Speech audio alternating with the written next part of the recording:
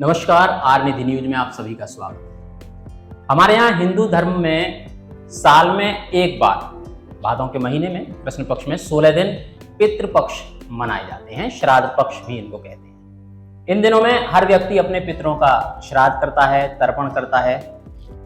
लेकिन ये श्राद्ध और तर्पण के पीछे क्या रहस्य है? बहुत सारे सवाल हैं और इन तमाम सवालों का जवाब जानने के लिए आज हमारे साथ अवस्थी ज्योतिष संस्थान के प्रमुख आचार्य आदित्यनारायण अवस्थी जी मौजूद हैं। अवस्थी जी, सबसे पहले बहुत बहुत स्वागत है आपका आर्मी। अवस्थी जी, पितृपक्ष हर साल मनाए जाते हैं। साल में 16 दिन हम पितरों को समर्पित करते हैं। आखिर ये पितृपक्ष होते क्या हैं? इनको हम कनागत भी कहते हैं। जी, सभी को जय माँ पीताम्बरा, जय महामाई। बहुत बढ़िया आपने प्रश्न किया है। देखिए, पितृपक्ष है क्या?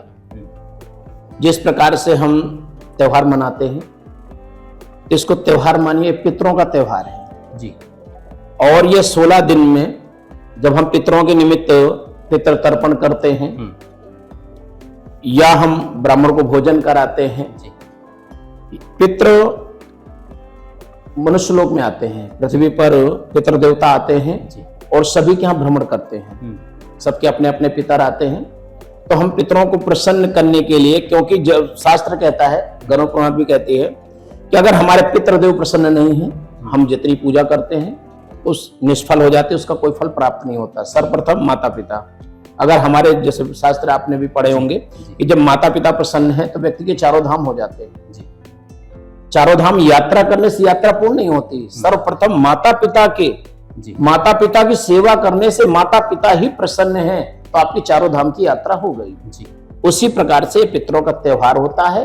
ये 16 दिन धरती पर पितर आते हैं और पितरों सबके यहाँ जाते हैं और ये 16 दिन एक त्योहार के रूप में हमें बड़े श्रद्धा से, बड़े भाव से पितरों के निमित्त डेली हमें पितृ तर्पण करना चाहिए और ब्राह्मण भोजन कराना चाहिए। और भी कई ऐसे कार्य हैं, जैसे हमें पंचग्रास भी हम लोग निकालते हैं। गाय, कुत्ता, कौआ, अग्नि, अतिथि का पंचग्रास भी हम लोग निकालते हैं। इसलिए पितृ तर्पण हमें अवश्य करना चाहिए। ये 16 दिन पितरों को प्रसन्न करने के लिए, क्योंकि ये 16 दिन सिर्फ पितरों के लिए बनाए गए हैं। जो भी कार्य करें जिससे आप पितृ देवता आपके प्रसन्न, इसलिए किया जाए। श्राद्ध पक्ष में या कनागतों में हिंदू धर्म के अधिकांश लोग अपने पितरों का तर्पण करते हैं। जी।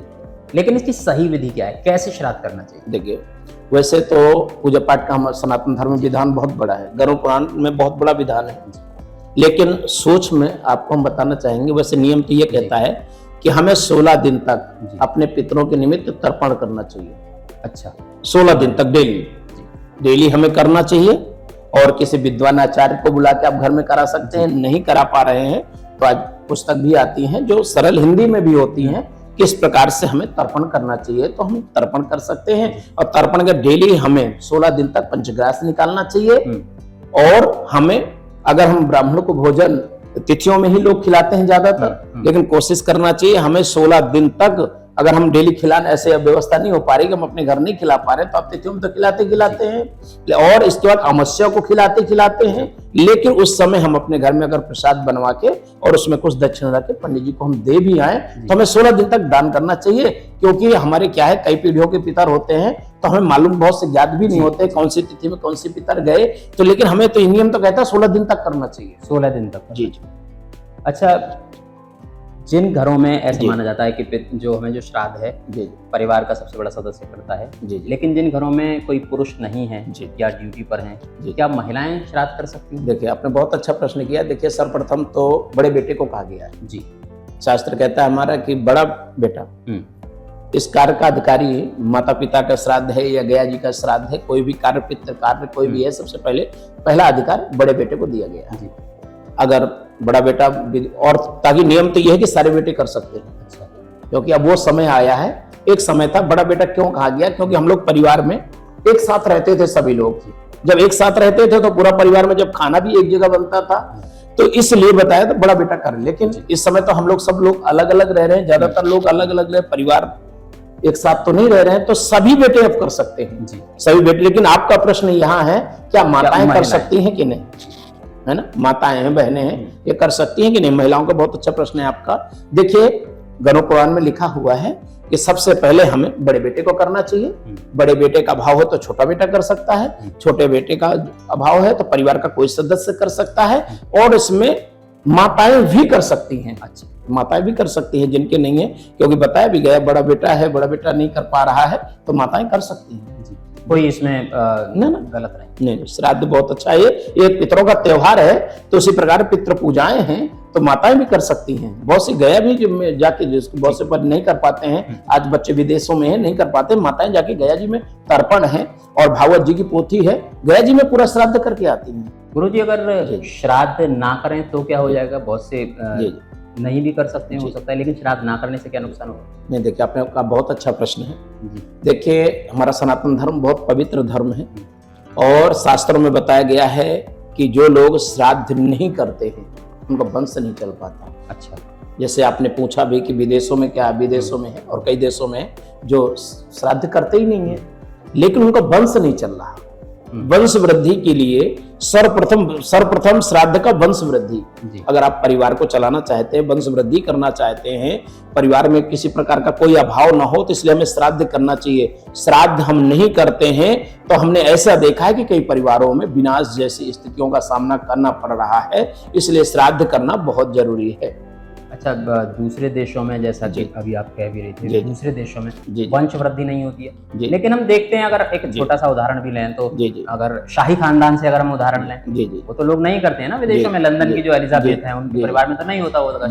या जॉर्ज जो वहाँ के जो राजा रहे उनका जॉर्ज प्रथम, द्वितीय, तृतीय, चतुर्थ, पंचम, इतने सारे जॉर्ज रहे, आज भी उनका शाही परिवार चलता है। और भी विदेश के अनेक परिवार ऐसे हैं जो पीढ़ियों से चले आ रहे हैं, तो क्या नुकसान हो रहा है उन्हें? जबकि हम ये भी देख पा रहे हैं कि जो विदेशों में श्राद्ध नहीं हो रहे हैं, परंतु धनपति वो हैं, ज्ञान आर्जन भी उन्होंने अच्छा खासा किया हुआ है, वैज्ञानिक वहां पर पैदा होते हैं। तो विदेशों में तो इसका कोई प्रभाव हमें नहीं लगता। देखिए ये देवताओं की भूमि है जी। हमारे यहाँ भगवान राम प्राकट हुए, भगवान श्री कृष्ण प्राकट हुए जी, और रामायण हमें जीवन जीना सिखाती है, और भगवान कृष्ण के उस पर हमें चलना चाहिए। जो गीता हमें ऐसा बताई कि हमें अपने धर्म पर चलना चाहिए जी।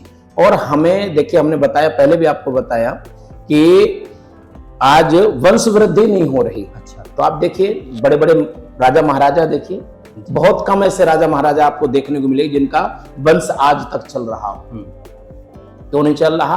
क्योंकि हमने वो पितरों का, जो जब तक हमने सनातन को माना, जब तक हमने पितरों का कार्य किया, तभी तक हमारे घर में सुख समृद्धि, हमारा परिवार चलता है। जब हम पितरों का तर्पण नहीं करते हैं, पितरों की सारी प्रक्रिया नहीं करते हैं, तो धीरे धीरे हमने देखा परेशानी भी आती है, रोग भी आते हैं, और इसके बाद परिवार का विनाश की स्थिति में पहुंच रहा है। आज हम साक्षात देख रहे हैं, सभी को देख रहे हैं। राजा महाराजा कहाँ है आज? उनकी पीढ़ियां कहाँ चल रही हैं? ये पितृ पक्ष में पितरों का तर्पण न करना, क्या ये पितृदोष से संबंधित है? हाँ, आपकी जन्म कुंडली में पितृदोष लग जाता है।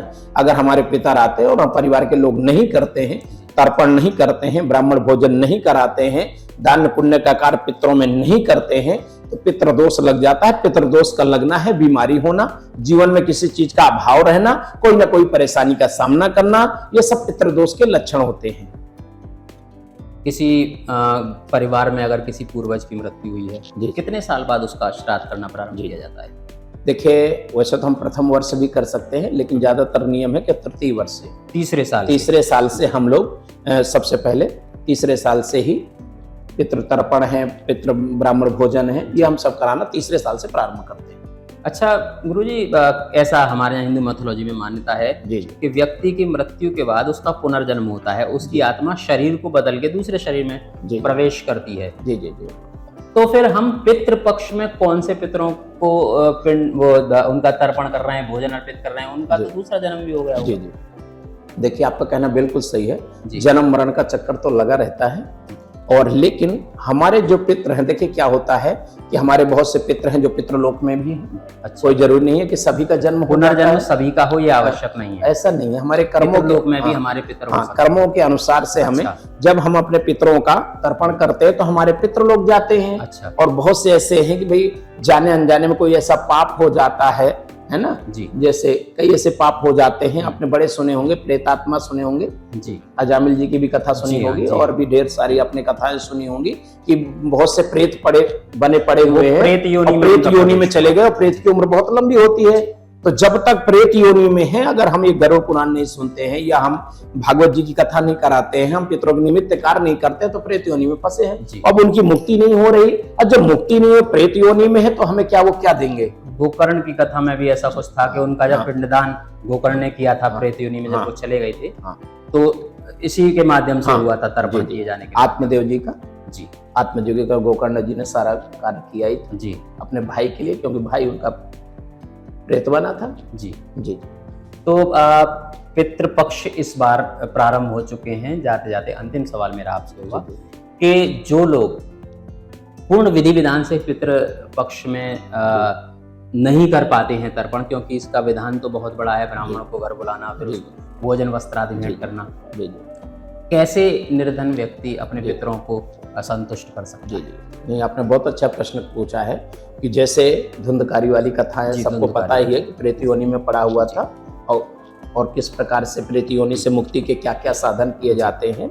और देखिए, पितरों के तर्पण है, कई कार्य हैं जो बहुत विशेष है शास्त्रों में, लेकिन सूक्ष्म रूप से हम बता रहे हैं कि आप 16 दिन नहीं कर पा रहे हैं जी, तो उन पितरों की तिथियों में अगर कोई आपके पास आचार्य जी हैं, उनको बुलाकर आप तर्पण कराइए। तर्पण कराने के बाद पंचग्रास निकलता है और इसके बाद ब्राह्मण भोजन कराया जाता है। तो ब्राह्मण तर्पण कराइए, ब्राह्मण भोजन कराइए, अगर हो सकता है तो नारायण बलि भी करा सकते हैं, और हमें महायज्ञ कराइए, पितृ महायज्ञ कराइए अगर सुविधा है आपके यहाँ तो। अगर आपके यहाँ ये सुविधा है तो सर्वप्रथम हमें अपने पितरों का पूजन कराना चाहिए, पितृ महायज्ञ करना चाहिए, तर्पण करना चाहिए, इसके बाद ब्राह्मण भोजन कराना चाहिए। ठीक है। और पंचग्रास संकल्प होता ही होता है, पंचग्रास निकलता ही निकलता है जी। और इसके बाद भी अगर ये सुविधा नहीं हो पा रही है तो सर्वप्रथम घर में खाना बनवाइए और अपना पंचग्रास निकालिए, गाय, कुत्ता, कौआ, अग्नि, अतिथि, पंचग्रास निकालिए। पंचग्रास के बाद पंडित जी को खाना खिलाइए, और बड़े श्रद्धा भाव से कराना चाहिए और बड़े नियम के साथ कराना चाहिए। ठीक है। जिस प्रकार से आप अपने माता पिता के निमित्त खिला रहे हैं, मान रहे हैं, तो ब्राह्मण भोजन जरूर कराना चाहिए, क्योंकि बहुत से लोगों की मान्यताएं हैं कि माताएं खत्म हुई तो लोग माताओं को ही खिलाते हैं। माताओं को खिलाइए, अच्छी बात है, लेकिन शास्त्र कहता है कि पंडित जी को खाना अवश्य खिलाना चाहिए, किसी का भी श्राद्ध हो। ठीक है। तो ये बहुत धन्यवाद आचार्य जी, हमें ये तमाम जानकारियां देने के लिए। और निश्चित रूप से हिंदू मैथोलॉजी के अनुसार अगर आप हिंदू धर्म में हैं तो आपको अपने पितरों का तर्पण करना ही चाहिए। सूक्ष्म विधि भी आचार्य जी ने हम सभी को बताया। फिलहाल हमें दीजिए इजाजत, नमस्कार।